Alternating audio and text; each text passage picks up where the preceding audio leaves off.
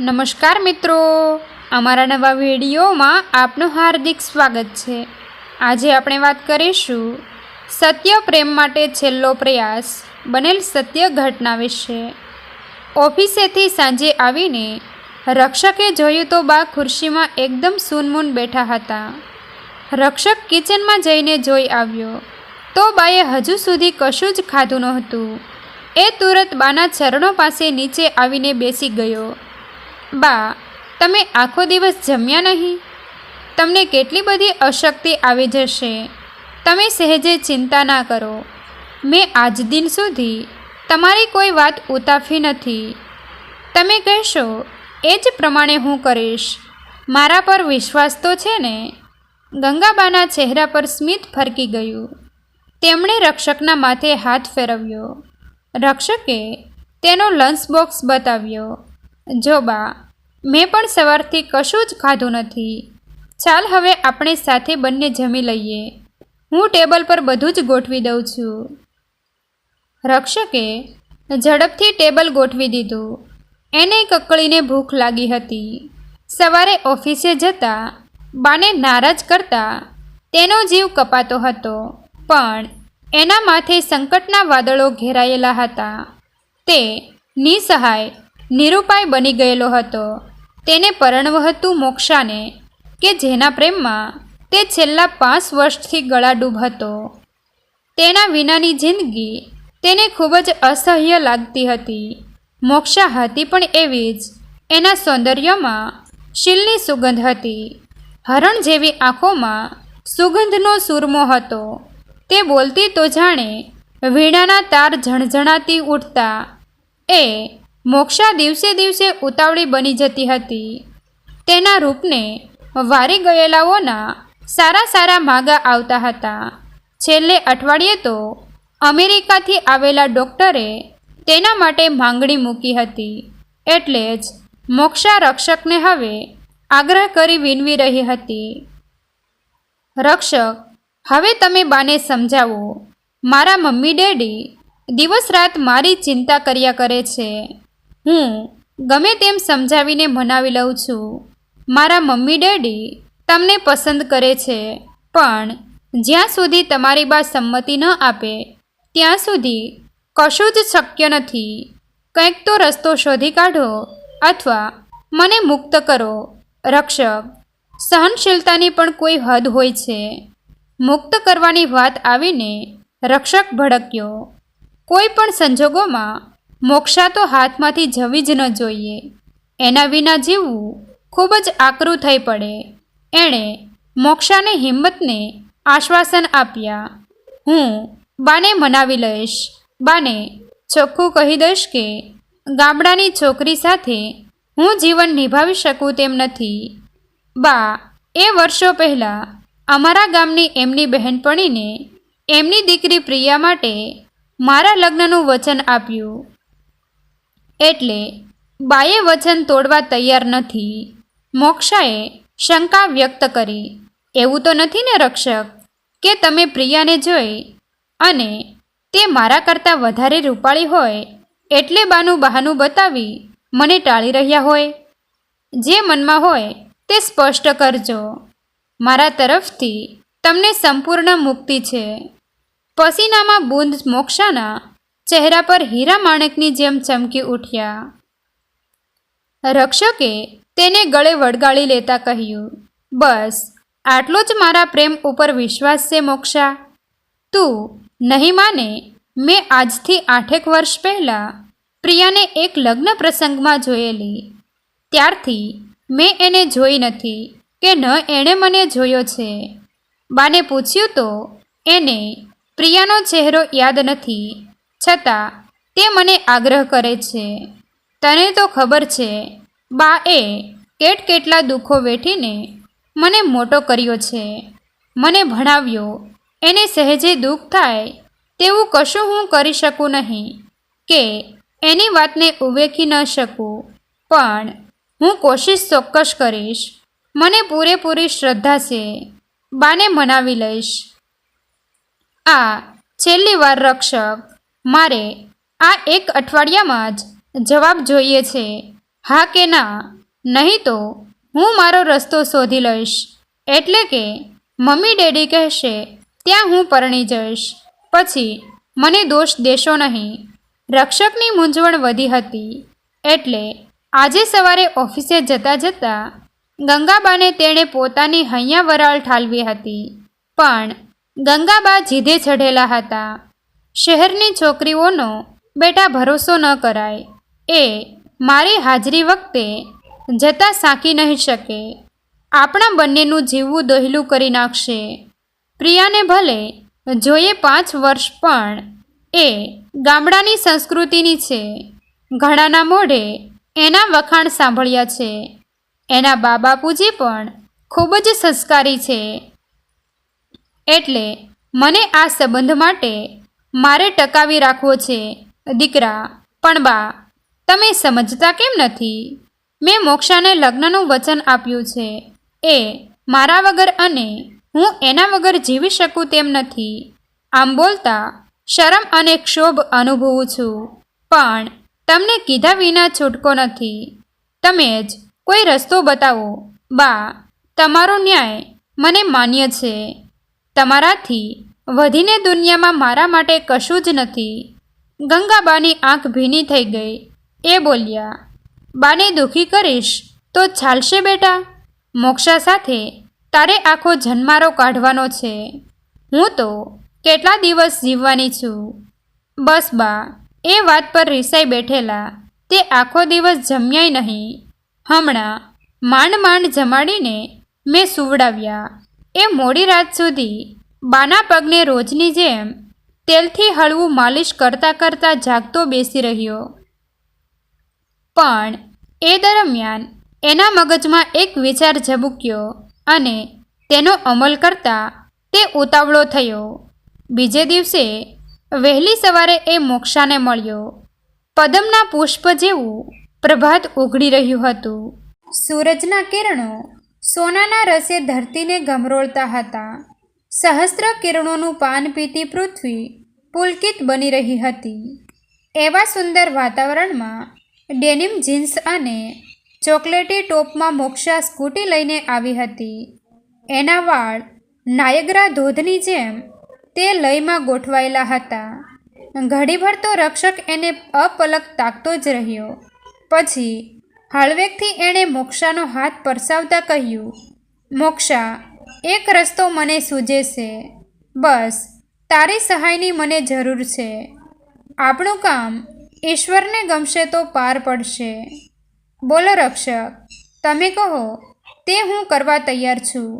મારી એમાં તે કાંઈ સંમતિ લેવાની હોય? જો બાએ તને કે પ્રિયાને હજુ સુધી જોઈ નથી. વળી બાને દેખાય છે પણ ઝાંખું. કાલે ઓફિસમાં મારે રજા છે. તું એકલી તારી રીતે મારા ઘેર આવજે. હું બાને કહીશ કે ગામડેથી પ્રિયા આવી છે. તું એમની એવી સેવા કરજે કે તને છોડે જ નહીં. બસ હું કહું તેમ કરતી જા મોક્ષા. આવતીકાલે સવારે 9 વાગે આવી જજે. રસોઈ પણ તું જ બનાવજે. તેને રસોઈ કરતાં તો આવડે છે કે અહીંયા? મોક્ષાએ રક્ષકની કૂખમાં કોણી દબાવી. પણ રક્ષક, બાને છેલ્લે ખબર પડી જાય તો એમનું દિલ કેટલું દુભાશે તેનો તમને ખ્યાલ છે? આપણે કરેલી છેતરપિંડી એ કદી માફ નહીં કરે. હું બાને છેતરવા તૈયાર નથી. જો મોક્ષા, એમાં કોઈ છેતરપિંડી નથી. મારી બા આગળ હું માફી માગી લઈશ. છેવટે મારી બાનું હૃદય ખૂબ વિશાળ છે. એ હું જાણું જ છું. એ પછી ના પાડશે તો આગળ વિચારશું. અરે હા, તું પર્સમાં કંઈક હતું તે મને બતાવવા માગતી હતી ને? મોક્ષાએ પર્સમાંથી 2 ફોટા કાઢી સામે ધર્યા. રક્ષક બંને ફોટા જોઈ ગલવાઈ ગયો. તેનો ચહેરો સાવ ધોળી પૂણી જેવો થઈ ગયો. તમને ફોટા બતાવીને ડરાવવાનો ઈરાદો લેશ માત્ર નથી. આ તો મમ્મી ડેડીએ મને આગ્રહ કરી આપ્યા છે. આ બંને મારી પાછળ હાથ ધોઈને પડ્યા છે. એક ડૉક્ટર અને એક એન્જિનિયર છે. તારી નજર કોના પર ઠરે છે મોક્ષા? અમસ્તું જ પૂછું છું. મોક્ષાના કપાળે કરસલીઓ વળી ગઈ. તેણે એક ઊંડો શ્વાસ ખેંચી કહ્યું, એકે પર નહીં, પણ તમારો વિલંબ મને અકળાવી મૂકે છે. મારા મમ્મી ડેડીના ઉછાળથી હું ગભરાઈ ગઈ છું. હું માત્ર મારા સ્વાર્થ ખાતર એમની બલી ન ચઢાવી શકું. તમે જાણો તો છો ને, ડેડીને 2 એટેક આવી ચૂક્યા છે. મોક્ષાની વાતથી ઘડીક નિઃશબ્દતા સવાઈ ગઈ. રક્ષક ગળગળો બની ગયો. તેણે છૂટા પડતા મોક્ષાને માથે હાથ મૂકી એટલું જ કહ્યું, મેં કહ્યું તેમ આપણે છેલ્લો પ્રયાસ કરી જોઈએ. સફળ થઈએ તો આપણું નસીબ મોક્ષા, નહીં તો. ને ભારે હૈયે મોક્ષાને વિદાય આપી રક્ષક ઘરે આવ્યો. બીજે દિવસે સવારે 9 વાગ્યાની રક્ષક પ્રતીક્ષા કરવા માંડ્યો. ત્યાં તો 9ના ટકોરે યલો સાડીમાં મોક્ષા ઉંબરે આવીને ઊભી રહી. રક્ષકે અજાણ્યા બની બા સાંભળે તેમ પૂછ્યું, તમને ઓળખ્યા નહીં? હું પ્રિયા દેવપુરથી આવું છું. પ્રિયા અને દેવપુરનું નામ સાંભળતા જ ગંગાબા નજીક આવી મોક્ષાનો હાથ પકડી ઘરમાં ખેંચી લાવ્યા. સોફા પર બેસાડી તે ધારી ધારીને મોક્ષાને જોવા લાગ્યા. પછી ગામમાં બધાની ખબર પૂછી. અહીં આવ મારી પાસે રક્ષક. ગંગાબાએ રક્ષકને પાસે બોલાવી તેનો કાન પકડ્યો. જો મારા વહાલા દીકરા, આ છે પ્રિયા. કેટલી સુંદર ને સુશીલ છે. આ છોકરીને તોલે પેલી તારી શહેરવાળી છોકરી આવી શકે ખરી? મોઢું કટાણું કરીને રક્ષક બોલ્યો, બા, તમને તો બધી છોકરીઓ પરી જ લાગવાની. મને તો મોક્ષા જ ગમે છે. ચોખ્ખે ચોખ્ખું કહી દઉં છું. ગંગાબાએ પ્રિયાને માથે હાથ ફેરવ્યો. ખોટું ના લગાડતી બેટા. મારા આ દીકરાની બુદ્ધિ ભ્રષ્ટ થઈ ગઈ છે.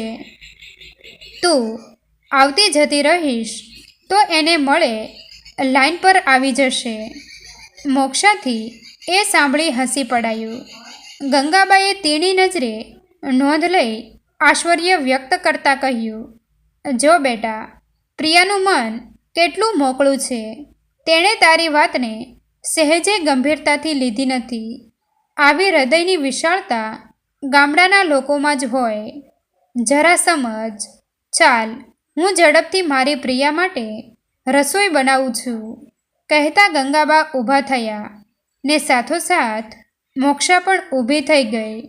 બા, તમે શાંતિથી મારી પાસે બેસજો. આજે મારા હાથની રસોઈ રક્ષક આને તમને ખવડાવીશ.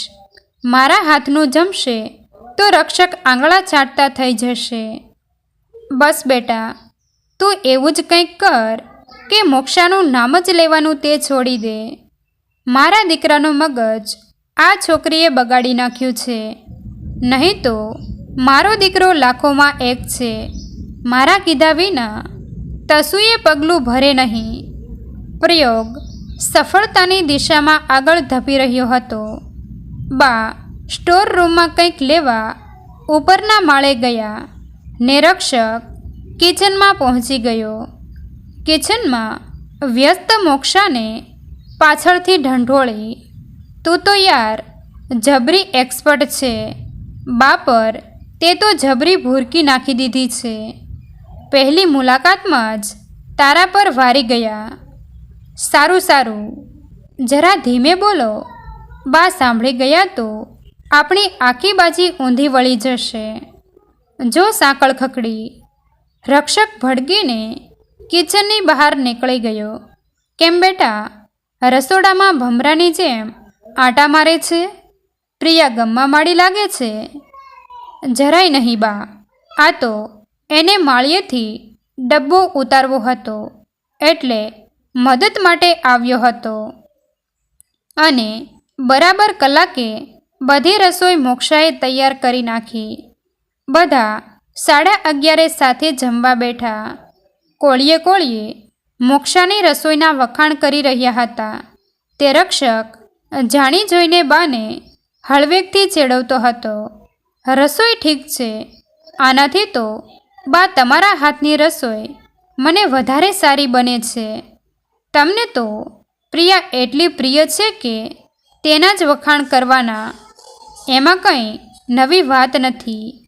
ટેબલ નીચેથી મોક્ષાએ ધીમેથી રક્ષકને લાત મારી. ગંગાબા હસતા હસતા મોક્ષા પર તેની તરફ જોઈ બોલ્યા, માવડિયો છે, મારા હાથનું જ એને વધારે ભાવે છે. પણ દીકરા, ધીમે ધીમે તારે પ્રિયાની રસોઈએ ટેવાવવું તો પડશે ને. રક્ષક આંખોથી મોક્ષાનો રૂપાળો ચહેરો તાકતો રહી ગયો. એમ કરતાં કરતાં સાંજના 4 થવા આવ્યા એટલે મોક્ષા તૈયાર થઈ ગઈ. ગંગા પાસે આવી, બા હવે હું નીકળું છું. બા ચિંતા કરતી હશે, બસનો સમય પણ થઈ ગયો છે. દીકરી, તું આવી એટલે મારું મન પ્રસન્ન થઈ ગયું. આવતા રવિવારે ફરી આવજે ને સાથે બાને પણ લેતી આવજે. બહેનપણીઓ ઘણા વર્ષોથી મળી નથી. એ આવે તો દિવાળી પછી તમારા બંનેનું ગોઠવી નાખીએ. નહીં તો આ મોક્ષાની પાછળ દીવાનો થઈ ફર્યા કરશે અને તુંય રખડી પડીશ. આ શહેરની છોકરીઓની ચાલાકી તને ખબર નહીં પ્રિયા. સીધી કોર્ટમાં લગ્ન કરી લે છે. મોક્ષાથી આ વખતે ખરેખર હસી પડાયું. જા, પ્રિયાને સ્ટેન્ડ સુધી મૂકી આવ. મારું મોઢું શું તાક્યા કરે છે? બા તમે જઈ આવો, મારા પગમાં કળતર થાય છે. ફરી એકવાર રક્ષકે ટીખળ કર્યું. ગંગાબાએ રક્ષકના માથે હાથ મૂક્યો. જા બેટા, મહેમાન સાથે સદા વર્તન કરાય, આમ તરસોડાય નહીં. ને ગંગાબાએ આગ્રહ કરી રક્ષકને મોક્ષા સાથે મોકલ્યો. રસ્તામાં બંને એકબીજાને તાળી પાડતા બોલ્યા, શો ફલોપ થાય એવું હમણાં તો નથી લાગતું, પછી ઈશ્વરની મરજી. આવતા રવિવારે ફરી એકવાર પ્રોગ્રામ ગોઠવીશું. ઓકે. મલકાતા મલકાતા બંને છૂટા પડ્યા. સ્ટેન્ડેથી રક્ષક ઘરે આવ્યો ને ગંગાબાએ તેની પ્રસન્નતાનો પાર રહ્યો નહીં. રાત્રે પણ મોડે સુધી એ પ્રિયાના જ વખાણ કરતા રહ્યા અને રક્ષક મનોમન પોરસાતો રહ્યો. પથારીમાં પડ્યે પડ્યે ક્યાંય સુધી મલકાતો રહ્યો. એ પછી તો મોક્ષા અઠવાડિયામાં તો એકાદ વાર ઘરે આવવાનું ચૂકતી જ નહોતી ને ગંગાબા તો એટલા ખુશ હતા કે આગ્રહ કરીને મોક્ષાને તેડાવતા હતા. પણ એક બપોરે રક્ષક ઓફિસેથી ઘરે આવ્યો. બાની તબિયત રાતથી બગડી હતી એટલે ડૉક્ટરે લખી આપેલી દવા તે લઈને આવ્યો હતો. ત્યારે મોક્ષા મહેમાનો સાથે બહાર ગઈ હતી એટલે આવી શકી નહોતી. રક્ષકે બાને થોડો નાસ્તો કરાવ્યો, ફળ ખવડાવ્યા ને પછી દવા આપી સુવડાવ્યા જ હતા ને ત્યાં ડોરબેલ વાગી.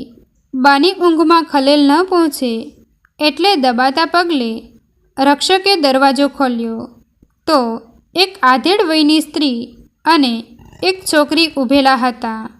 ગંગા છે, હું એમની બહેનપણી રત્ના અને આ છે મારી દીકરી પ્રિયા. દેવપુરથી આવ્યા છીએ. પ્રિયાનું નામ સાંભળતા જ રક્ષકના પેટમાં ધ્રાસકો પડ્યો. ગંગાબા રત્નાનું નામ પડતા જ સફાળા બેઠા થઈ ગયા. રત્નાને પાસે બોલાવી ગળે વળગી પડ્યા. બંનેની આંખમાં હરખના અશ્રુ તગતગી રહ્યા. જો બેટા, આ મારી ખાસ બહેનપણી રત્ના. અમે સાથે જ ગામમાં રમેલા, ભણેલા અને મોટા થયેલા. ત્યાં તો ગંગાબાની નજર પેલી છોકરી પર પડી ને કંઈક દ્વિધા સાથે પૂછી રહ્યા, આ છોકરી કોણ છે રત્ના? ઓળખી નહીં? પ્રિયા છે, પ્રિયા, તમારી પકુડી. ગંગાબા ફાટી આંખે ઘડીક પ્રિયા તરફને ઘડીક રક્ષક તરફ તાકી રહ્યા. રક્ષક નીચે મોઢે સ્થિત પ્રજ્ઞ ઊભો હતો. દાતરડાની ધાર જેવી પ્રતીતિ તેને થઈ રહી હતી અને એમાં એનો જીવ કાચા ડુંડાની માફક વઢાઈ રહ્યો હતો. પ્રિયા કશું બોલ્યા વિના ટીવી ચાલુ કરીને સોફા પર ગોઠવાઈ ગઈ. મધ્યમ કદની, દૂધ ઘી ખૂબ ખાધા હશે એટલે શરીર પણ ફૂલીને દડા જેવું થઈ ગયેલું. સોફા પર બેસવાની ને હસવાની અદા સાવ ગમાર જેવી હતી. રક્ષક ધ્રુજી ઉઠ્યો. તેના અંગે અંગમાં કંપારી આવી ગઈ. એક વિરાટ ગમ્મર વલોણું એના મગજમાં ફરતું રહ્યું અને એમાં એ વલોવાવા લાગ્યો. બા મહેમાનો માટે રસોઈની તૈયારી કરવા ઉતાવળા થતા હતા ને રક્ષકે તેમને રોક્યા. બા તમે બંને ઘણા વર્ષે મળ્યા છો. નિરાતે વાતો કરો. હું બહારથી જમવાનું લઈ આવું છું. રત્ના રક્ષક સામે સ્મિત વેરતા કહે છે. દીકરો તારો ખાસ્સો મોટો ને સમજદાર થઈ ગયો છે. શહેરની ચાટ તો ક્યાંય દેખાતી નથી. હું તો આ બંનેના લગ્ન ઝડપથી ગોઠવવા માટે જ અહીં આવી છું. ક્યાં સુધી બેસી રહેવાનું ગંગા? એ સાંભળી ગંગાબા ઘડીક ગંભીર બની ગયા. રક્ષકનો ઉછાટ વધવા માંડ્યો. તે ઝડપથી ટિફિન લઈ બહાર નીકળી ગયો. આપણી પોલ ખુલી ગઈ છે એ બાતમી આપવા વ્યાકુળ બનેલો રક્ષક કેટલી વાર સુધી મોક્ષાનો નંબર જોડતો રહ્યો, પણ સ્વિચ ઓફનો સંદેશો મળ્યો ત્યારે તે ખરેખર ખૂબ નિરાશ થયો. રેસ્ટોરન્ટમાંથી ટિફિન ભરાવી તે ઘરે પાછો ફર્યો. રત્ના માસીને પ્રિયાને જમાડ્યા. ગામની પ્રિયાની ઘણી વાતો થઈને એક સાંજે બંનેને રક્ષક એસટી બસમાં બેસાડી આવ્યો. ત્યારે બાનો ભારેખમ ચહેરો જોઈ તે ચૂપચાપ ટીવી જોવા બેસી ગયો. હમણાં જ મોક્ષાને બોલાવ. એ એના મનમાં સમજે છે શું? મને મૂરખ? બા ના અવાજમાં રૂક્ષતા હતી. વેદના છલકાતી હતી. બા એનો ફોન બંધ છે. મોડેથી પ્રયત્ન કરી જોઈશ. હજુ રક્ષકનું એટલું બોલવું જ હતું ને આશ્ચર્ય વચ્ચે ધીમેથી દરવાજો ખોલીને મોક્ષા આવી ગઈ. બાને પગે લાગી. વાતાવરણની ગંભીરતાનો મોક્ષાને ખ્યાલ આવી ગયો. તેણે ધીમેથી બગલ થેલામાંથી એક પેકેટ ગંગાબા સામે ધર્યું. બા તમારા માટે ગરમ શાલ લાવી છું. આ શાલ કેટલી જૂની થઈ ગઈ છે. ગંગાબાએ પેકેટ બાજુએ ફેંકી દીધું. એટલે મોક્ષાને પાક્કી ખાતરી થઈ ગઈ હતી કે કંઈક અજુગતું બન્યું છે. તેનું હૃદય ધડકવા માંડ્યું. તે રક્ષક સામે જતી જ હતી ને ગંગાબાએ હાથ પકડીને પાછળ બેસાડી અને ત્યાં ક્યાં જાય છે? તારે મારી પાસે જ હંમેશા રહેવાનું છે, સમજી? તારા બાપુજીને મળવા માટે આપણે બધા સાંજે જ જઈશું. હવેથી બધા નાટકો બંધ. પહેલા દિવસથી જ તને હું ઓળખી ગઈ હતી. મારી આંખોનું તેજ હજુય અકબંધ છે, સમજ્યા? માફ કરજો બા, અમારી પાસે કોઈ રસ્તો નહોતો એટલે અમારો આ છેલ્લો પ્રયત્ન કરવાની અમારે ફરજ પડી. ગંગાબાએ બંનેના માથે હાથ મૂકી આશીર્વાદ આપ્યા. ત્યારે ત્રણેયની આંખોમાંથી હરખના અશ્રુ સરી પડ્યા. અણકલ્પ્યો ઉત્સાહનો ઉત્સવ ઓસરાઈ ગયો. તે ઉત્સવ સવાઈ ગયો. મેં નહોતું કહ્યું મોક્ષા, મારી બાની તોલે કોઈ ના આવે. મોક્ષાએ રક્ષકની સમીપ સરકી કાનમાં હળવેકથી મીઠાશથી કહ્યું, તમારા જેવો માવડિયો મેં એકેય જોયો નથી. મિત્રો, તમને જો આ વિડીયો પસંદ આવ્યો હોય તો વિડીયોને લાઈક અને તમારા અન્ય સગા સંબંધી મિત્રો સાથે વિડીયોને શેર કરવાનું ભૂલતા નહીં. અને આવા જ નવા જીવન ઉપયોગી, જીવનમાં કંઈક નવું કરવાની પ્રેરણા મળે તેવા વિડીયો જોવા માટે અમારી ચેનલ સાથે બન્યા રહો. થેન્ક યુ મિત્રો. મળીએ છીએ એક નવા વિડીયો સાથે. આભાર.